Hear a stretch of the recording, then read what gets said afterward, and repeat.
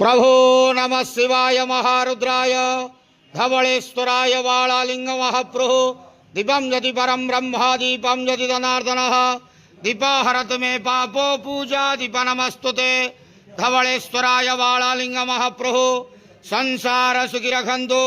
आज आषाढ़ मासर शुभ शनिवार रे एकादशी तिथि रे समस्त श्रद्धालु भक्त मानक आशीर्वाद करंतु, मनस्कामना पूर्ण करंतु, कर्म क्षेत्र उन्नति करंतु, ग्रहरिष्ठ खंडन करंतु, जगतर मंगल करंतु, विश्वर कल्याण करंतु, आपणकर नाम प्रकाश करंतु, सेवकर डाक श्रवण करंतु, समस्त ग्वावसा भक्त मानकर मनस्कामना पूर्ण करंतु।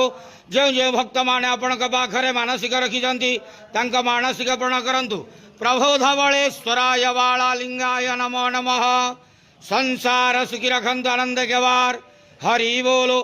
आज आषाढ़ मासर शुभ शनिवार एकादशी रे समस्त श्रद्धालु भक्त मानक आशीर्वाद करंतु, आनंद केवार हरि बोलो। बाबा धवलेश्वराय वालालिंगाय नमो नमः।